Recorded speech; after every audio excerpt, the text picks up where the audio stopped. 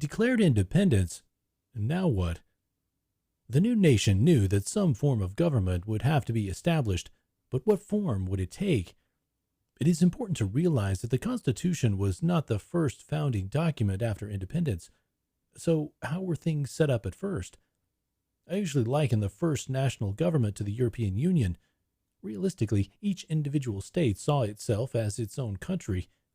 Having just dealt with what they considered tyranny from an outside force, the founders were very afraid of a strong central government. They especially did not want taxes to be imposed from some central government. After all, no taxation without representation had been a rallying call for the revolution. So what did the Articles of Confederation establish? The Articles of Confederation created a central government, but most power still rested in the states. The purpose of the central government was diplomacy, printing money, resolving controversies between the states, and most importantly, coordinating the war effort. This included creation and maintenance of the Continental Army.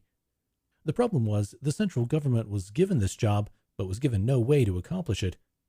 Under the Articles of Confederation, the Congress was tasked with creating and maintaining an army, and they could ask states to send soldiers, but they couldn't demand or enforce the request. Also, under the Articles of Confederation, the central government could print money, but they could not tax. The federal government could request that all of the states pay their fair share, but that is like when all of your friends go out for pizza. Pennsylvania is a super cool and super nice guy, but he always leaves his wallet at home. Printing money to pay for the war without any way to back the money led to horrible inflation. By the end of the war, everyone had fistfuls of worthless money. When the states were asked to raise taxes to back the currency, most refused and just began printing their own money, which then also succumbed to the same inflation. Under the Articles, it is easy to see how the primary power was left to the states. Each state had one vote in the unicameral legislature.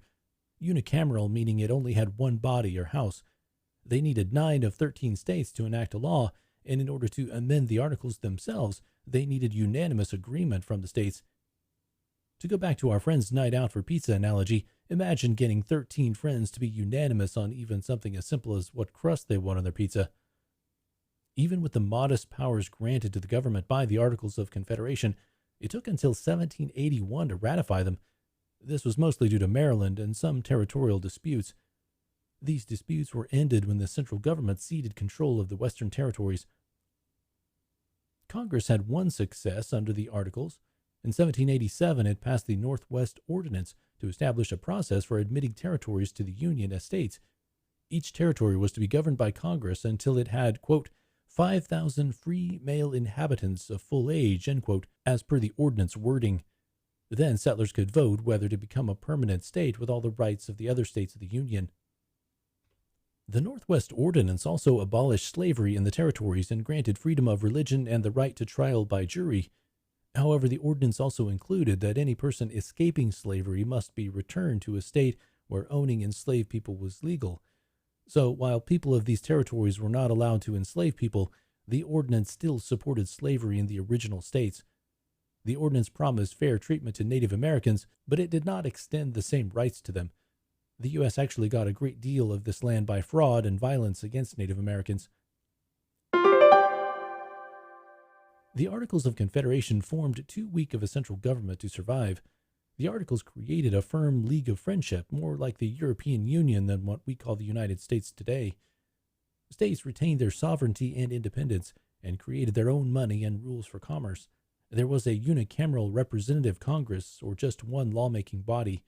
It had no power to tax, which is very important, because under the Articles there was no way for the central government to bring in revenue, and there was no power to enforce military service.